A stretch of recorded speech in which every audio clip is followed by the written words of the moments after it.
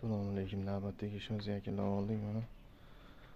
Рабочий stol, moyka, gaz plita, keyin ikkita qozon qo'yib berganmiz. O'sha zamonaviy kam rasxod tutun chiqarmaydiganidan bo'ladi. Xudo xohlasa.